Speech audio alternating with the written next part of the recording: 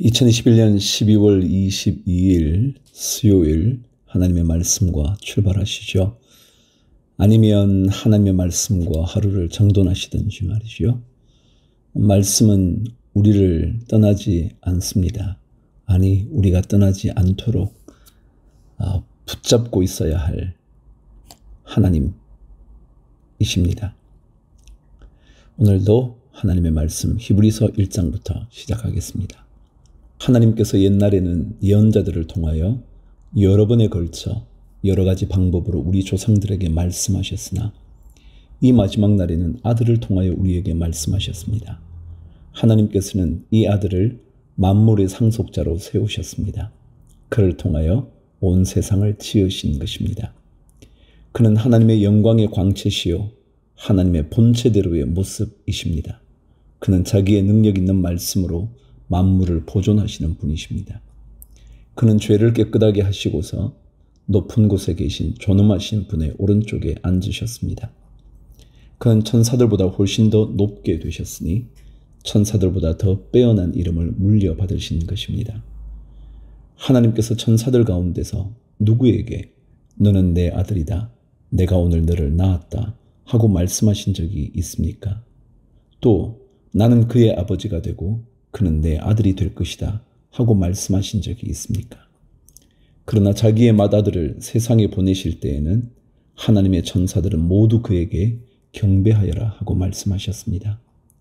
또 천사들에 관해서는 성경에 이르기를 하나님께서는 천사들을 바람으로 삼으시고 시중꾼들을 불꽃으로 삼으신다 하였고, 아들에 관해서는 성경에 이르기를 하나님 주님의 보좌는 영원 무궁하며 공의의 막대기는 곧 주님의 왕권입니다.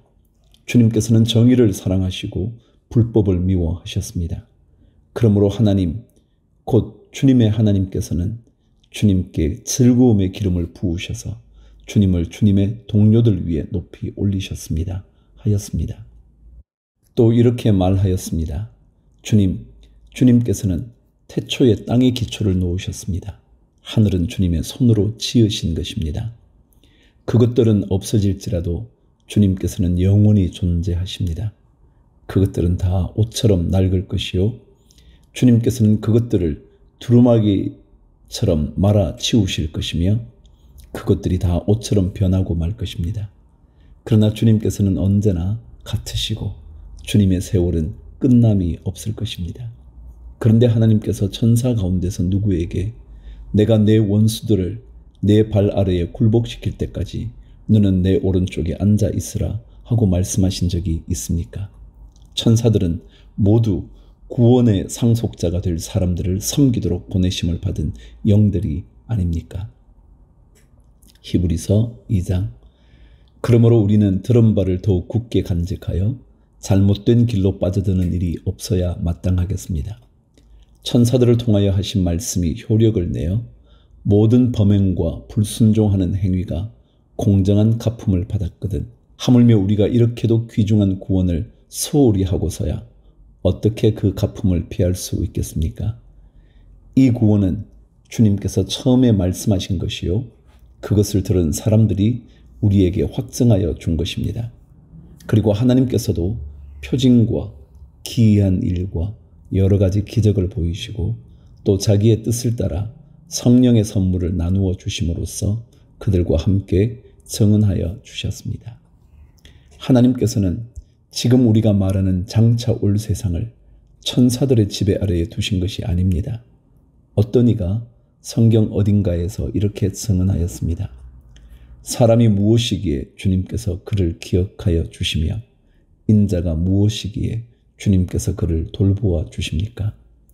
주님께서는 그를 잠시 동안 천사들보다 못하게 하셨으나 영광과 존귀의 면류관을 그에게 씌워 주셨으며 만물을 그의 발 아래에 복종시키셨습니다. 하나님께서 만물을 사람에게 복종시키심으로써 그에게 복종하지 않는 것이라고는 아무것도 없게 하신 것입니다. 그러나 지금 우리가 보기로는 아직도 만물이 다 그에게 복종하고 있는 것은 아닙니다. 예수께서 다만 잠시 동안 천사들보다 낮아지셔서 죽음의 고난을 당하심으로써 영광과 존귀의 면류관을 받아 쓰신 것을 우리가 봅니다. 그는 하나님의 은혜로 모든 사람을 위하여 죽음을 맛보셔야 했습니다. 10절. 하나님께서는 만물을 창조하시고 만물을 보존하시는 분이십니다. 그러므로 하나님께서 많은 자녀를 영광에 이끌어 들이실 때에 그들의 구원의 창시자를 고난으로서 완전하게 하신다는 것은 당연한 일입니다. 거룩하게 하시는 분과 거룩하게 되는 사람들은 모두 한 분이신 아버지께 속합니다. 그러하므로 예수께서는 그들을 형제 자매라고 부르시기를 부끄러워하지 않으셨습니다. 그리하여 그분은 내가 주님의 이름을 내 형제 자매들에게 선포하며 회중 가운데서 주님을 찬미하겠습니다 하고 말씀하시고, 또 나는 그를 신뢰하겠습니다 하고 말씀하시고, 보십시오, 내가 여기에 있습니다, 또 하나님께서 내게 주신 자녀들이 여기에 있습니다 하고 말씀하셨습니다. 이 자녀들은 피와 살을 가진 사람들이기에 그도 역시 피와 살을 가지셨습니다. 그것은 그가 죽음을 겪으시고서 죽음의 세력을 쥐고 있는 자, 곧 악마를 멸하시고 또 일생 동안 죽음의 공포 때문에 종로로 타는 사람들을 해방시키시기 위함이었습니다. 사실 주님께서는 천사들을 도와주시는 것이 아니라 아브라함의 자손들을 도와주십니다. 그러므로 그는 모든 점에서 형제 자매들과 같아지셔야만 했습니다. 그것은 그가 하나님 앞에서 자비롭고 성실한 대제사장이 되심으로써 백성의 죄를 대신 갚으시기 위한 것입니다.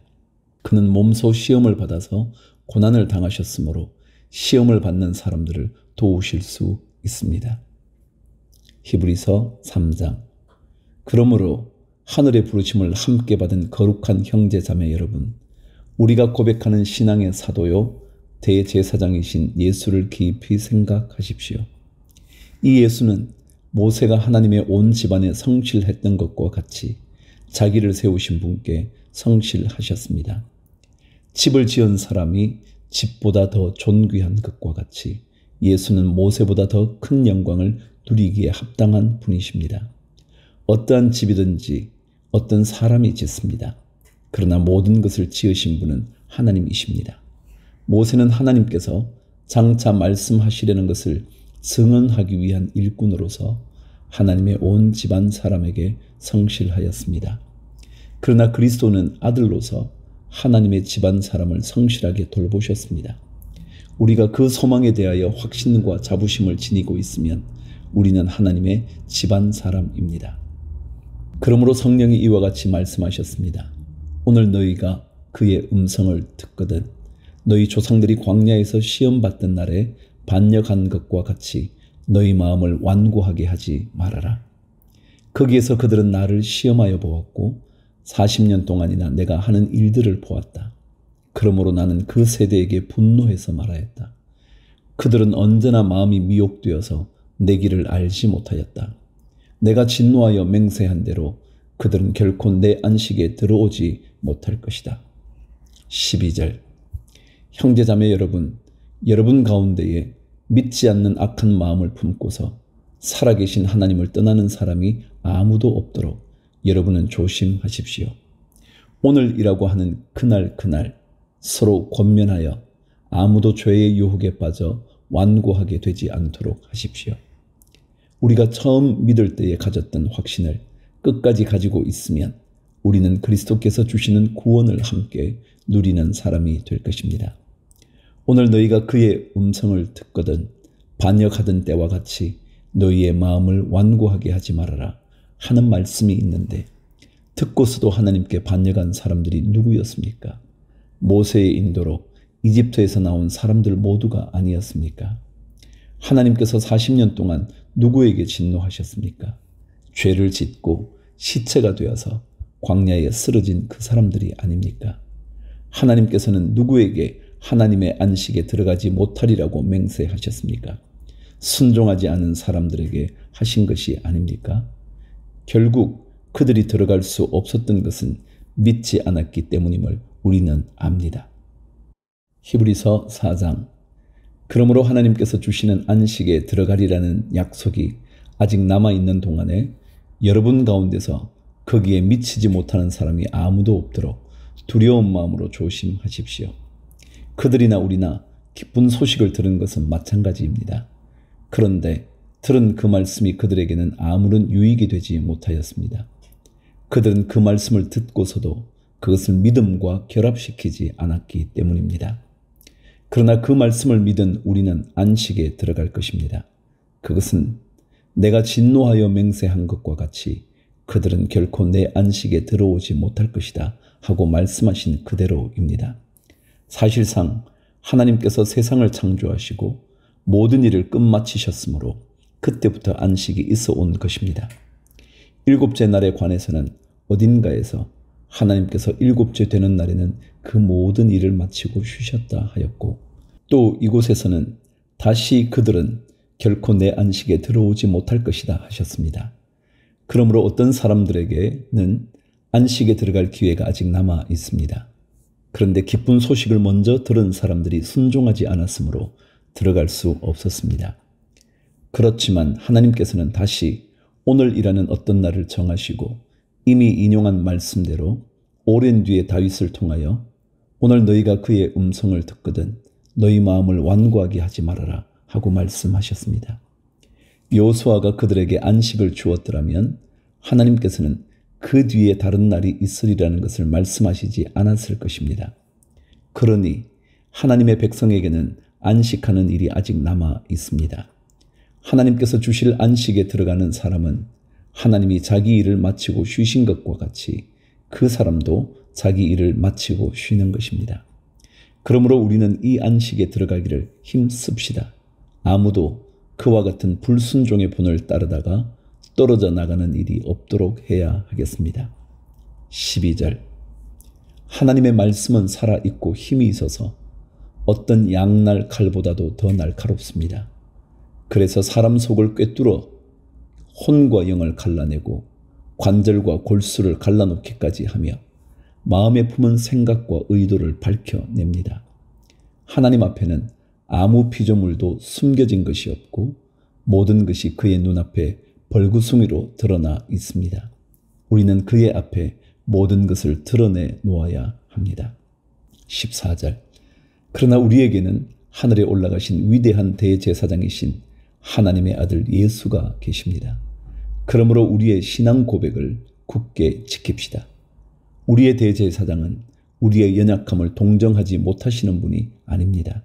그는 모든 점에서 우리와 마찬가지로 시험을 받으셨지만 죄는 없으십니다.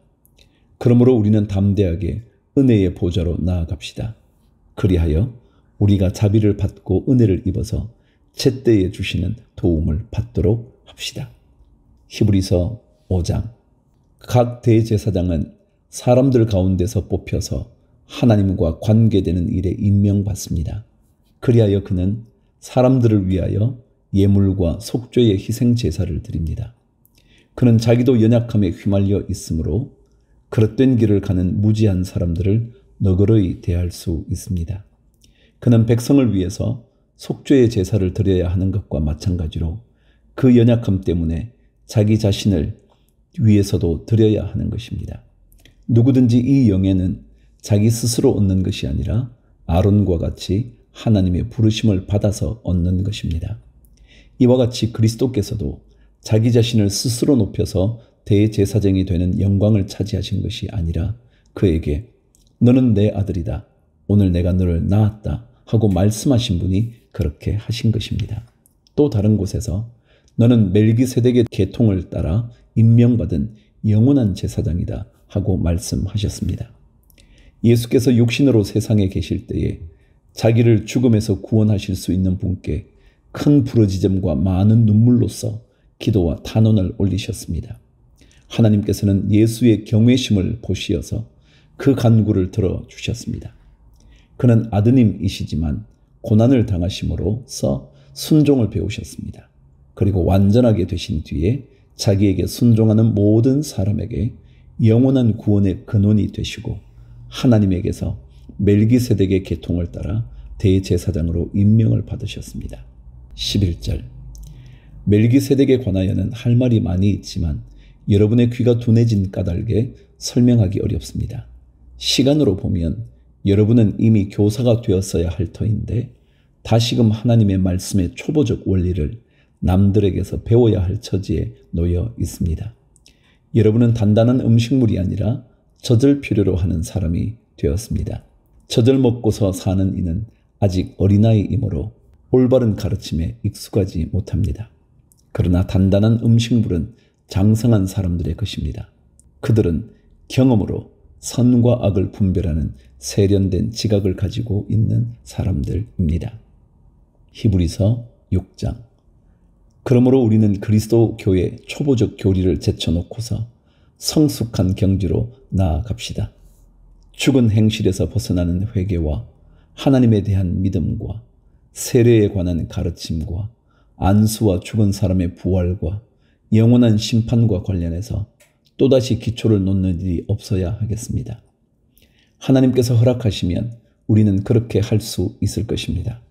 한번 빛을 받아서 하늘의 은사를 맛보고 성령을 나누어 받고 또 하나님의 선한 말씀과 장차 올 세상의 권능을 맛본 사람들이 타락하면 그들을 새롭게 해서 회개에 이르게 할 수 없습니다. 그런 사람들이야말로 하나님의 아들을 다시금 십자가에 못 박고 욕되게 하는 것이기 때문입니다. 땅이 자주 내리는 비를 흡수하여 농사 짓는 사람에게 유익한 농작물을 내주면 그 땅은 하나님께로부터 복을 받습니다. 그러나 가시덤불과 엉겅퀴를 내면 그 땅은 쓸모가 없어지고 저주를 받아서 마침내는 불에 타고 말 것입니다. 사랑하는 여러분, 우리가 이렇게 말하지만 여러분에게는 구원에 이르게 하는 더 좋은 것들이 있다는 것을 확신합니다. 하나님은 불의하신 분이 아니므로 여러분의 행위와 여러분이 하나님의 이름을 위하여 나타낸 사랑을 잊지 않으십니다. 여러분은 성도들을 섬겼으며 또 지금도 섬기고 있습니다. 여러분 각 사람은 같은 열성을 끝까지 나타내서 소망을 이루시기 바랍니다.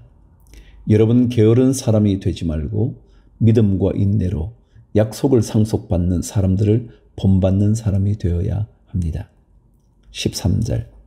하나님께서는 아브라함에게 약속하실 때에 자기보다 더 큰 분이 계시지 아니하므로 자기를 두고 맹세하시고서 말씀하시기를 내가 반드시 너에게 복을 주고 복을 줄 것이며 너를 번성하게 하고 번성하게 하겠다 하셨습니다. 그리하여 아브라함은 오래 참은 끝에 그 약속을 받은 것입니다. 사람들은 자기보다 더 위대한 일을 두고서 맹세합니다. 그런데 맹세는 그들에게 모든 논쟁을 그치게 하여 주고 확정을 지어 줍니다. 그래서 하나님께서는 그 약속을 상속받는 사람들에게 하나님의 뜻이 변하지 않는다는 것을 더욱 환히 나타내 보이시려고 맹세로서 보정하여 주셨습니다. 이는 앞에 놓인 소망을 붙잡으려고 세상에서 피하여 나온 사람들인 우리가 이 두 가지 변할 수 없는 사실, 곧 하나님의 약속과 맹세를 의지하여 큰 위로를 받게 하려는 것입니다. 하나님께서는 약속하시고 맹세하실 때에 거짓말을 하실 수 없습니다. 우리에게는 이 소망이 있으니 그것은 안전하고 확실한 영혼의 닷과 같아서 휘장 안에까지 들어가게 해 줍니다. 예수께서는 앞서서 달려가신 분으로서 우리를 위하여 거기에 들어가셔서 멜기세덱의 계통을 따라 영원히 대제사장이 되셨습니다. 히브리서 7장. 이 멜기세덱은 살렘 왕이요 지극히 높으신 하나님의 제사장이었습니다. 그는 아브라함이 여러 왕을 무찌르고 돌아올 때에 그를 만나서 축복해 주었습니다. 아브라함은 모든 것의 10분의 1을 그에게 나누어 주었습니다. 첫째로 멜기세덱이란 이름은 정의의 왕이라는 뜻이요. 다음으로 그는 또한 살렘 왕인데 그것은 평화의 왕이라는 뜻입니다. 그에게는 아버지도 없고 어머니도 없고 족보도 없고 생애의 시작도 없고 생명의 끝도 없습니다. 그는 하나님의 아들과 같아서 언제까지나 제사장으로 계신 분입니다. 멜기세덱이 얼마나 위대한가를 생각해 보십시오. 족장인 아브라함까지도 가장 좋은 전리품의 10분의 1을 그에게 바쳤습니다. 레위 자손 가운데서 제사장 직분을 맡는 사람들은 자기네 동족인 이스라엘 백성에게서 비록 그 백성도 아브라함의 자손이지만 율법을 따라 10분의 1을 받아들이라는 명령을 받았습니다. 그러나 멜기세덱은 그들의 족보에 들지도 않았지만 아브라함에게서 10분의 1을 받았고 하나님의 약속을 받은 그 사람을 축복해 주었습니다. 두말을 할 것 없이 축복은 아랫사람이 윗사람에게서 받는 법입니다. 한편에서는 죽을 수밖에 없는 사람들이 10분의 1을 받고 다른 한편에서는 살아계시다고 입증되시는 분이 그것을 받습니다. 말하자면 10분의 1을 받는 레위까지도 아브라함을 통해서 10분의 1을 바친 셈이 됩니다. 멜기세덱이 아브라함을 만났을 때에는 레위는 아직 자기 조상 아브라함의 허리 속에 있었으니 말입니다. 11절. 그런데 이 레위 계통의 제사직과 관련하여 이스라엘 백성은 율법으로 지령을 받기는 하였습니다. 그러나 만일 그 제사직으로 완전한 것이 이루어질 수 있었다면 아론의 계통이 아닌 멜기세덱의 계통을 따른 다른 제사장이 생겨날 필요가 어디에 있겠습니까? 제사 직분의 변화가 생기면 율법에도 반드시 변화가 생기기 마련입니다. 이런 말이 가리키는 분은 레위 지파가 아닌 다른 지파에 속한 분입니다. 그 지파에 속한 사람으로서는 아무도 제단에 종사한 적이 없습니다. 우리 주님께서는 유다 지파에서 나신 것이 명백합니다. 그런데 모세는 제사장들에 관하여 말할 때에 이 지파와 관련해서는 말한 것이 아무것도 없습니다. 멜기세덱과 같은 모양으로 다른 제사장이 생겨난 것을 보면 이 사실은 더욱더 명백합니다. 그는 제사장의 혈통에 대해서 규정한 율법을 따라 제사장이 되신 것이 아니라 썩지 않는 생명의 능력을 따라 되셨습니다. 그를 두고서 말하기를 너는 멜기세덱의 계통을 따라서 영원히 제사장이다 한 증언이 있습니다. 전에 있던 계명은 무력하고 무익함으로 패하게 되었습니다. 율법은 아무것도 완전하게 하지 못하였습니다. 그래서 하나님께서는 더 좋은 소망을 우리에게 주셨습니다. 우리는 이 소망을 힘입어서 하나님께 가까이 나아갑니다. 그리고 예수께서는 하나님의 맹세 없이 제사장이 되신 것이 아닙니다. 레위 계통의 사람들은 맹세 없이 제사장이 되었습니다. 그러나 예수께서는 자기에게 말씀하시는 분의 맹세로 제사장이 되신 것입니다.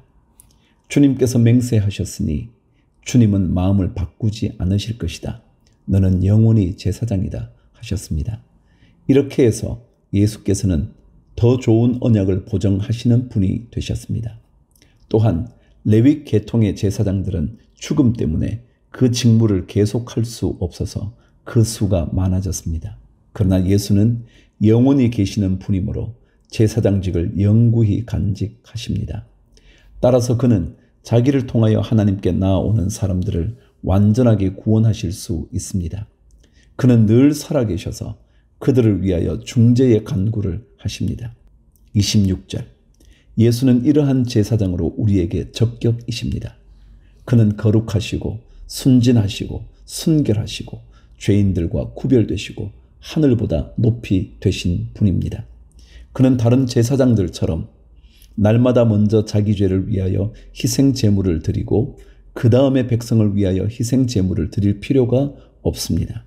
그는 자기 자신을 바치셔서 단 한 번의 이 일을 이루셨기 때문입니다. 사람들에게 약점이 있어도 율법은 어쩔 수 없이 그들을 대제사장으로 세우지만 율법이 생긴 이후에 하나님께서 맹세하신 말씀은 영원히 완전하게 되신 아들을 대제사장으로 세웠습니다. 히브리서 8장. 지금 말한 것들의 요점은 이러합니다. 곧 우리에게는 이와 같은 대제사장이 한 분 계시다는 것입니다. 그는 하늘에서 지엄하신 분의 보좌 오른쪽에 앉으셨습니다. 그는 성소와 참 장막에서 섬기시는 분입니다. 이 장막은 주님께서 세우신 것이요 사람이 세운 것이 아닙니다.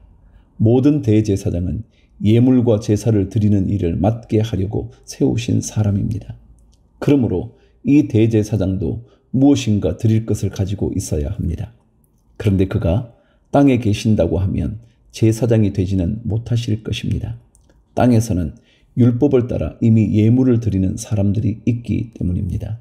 그러나 그들은 하늘에 있는 것들의 모형과 그림자에 지나지 않는 땅에 있는 성전에서 섬깁니다.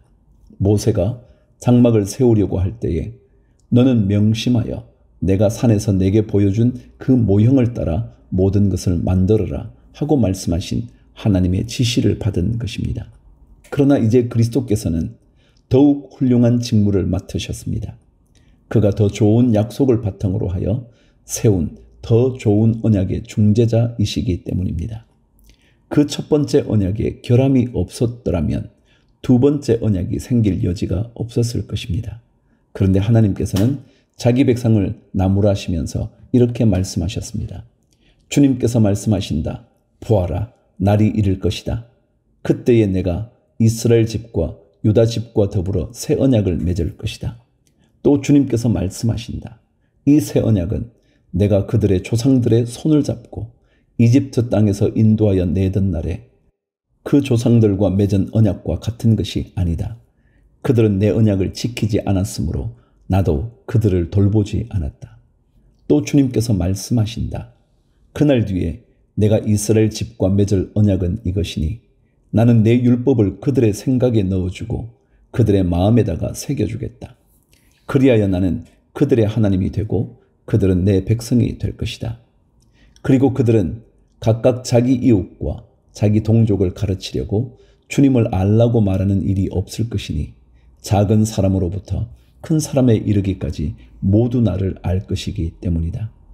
내가 그들의 불의함을 긍휼히 여기겠고 더 이상 그들의 죄를 기억하지 않겠다. 하나님께서 새 언약이라고 말씀하심으로써 첫 번째 언약을 낡은 것으로 만드셨습니다. 낡고 오래된 것은 곧 사라집니다. 히브리서 9장. 첫 번째 언약에도 예배 규정과 세상에 속한 성소가 마련되어 있었습니다. 한 장막을 지었는데 곧 첫째 칸에 해당하는 장막입니다.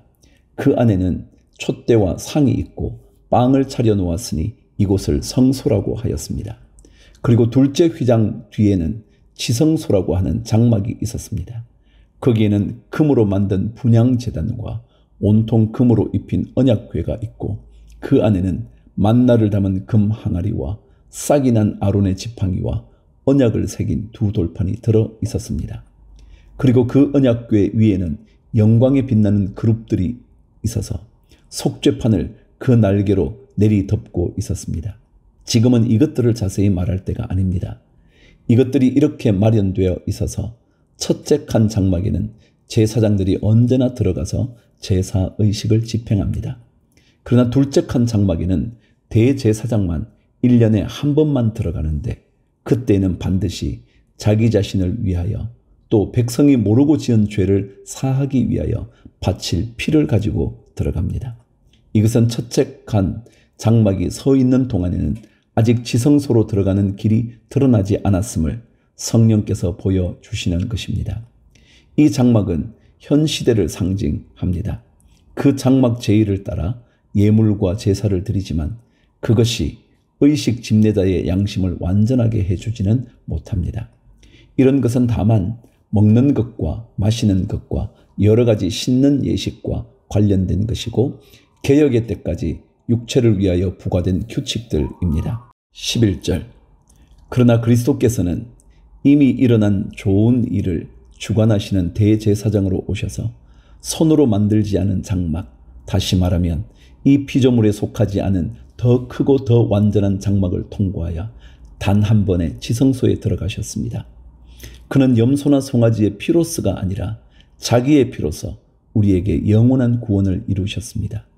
염소나 황소의 피와 암송아지의 죄를 더러워진 사람들에게 뿌려도 그 육체가 깨끗하여져서 그들이 거룩하게 되거든. 하물며 영원한 성령을 힘입어 자기 몸을 흠없는 제물로 삼아 하나님께 바치신 그리스도의 피야말로 더욱더 우리들의 양심을 깨끗하게 해서 우리로 하여금 죽은 행실에서 떠나서 살아계신 하나님을 섬기게 하지 않겠습니까?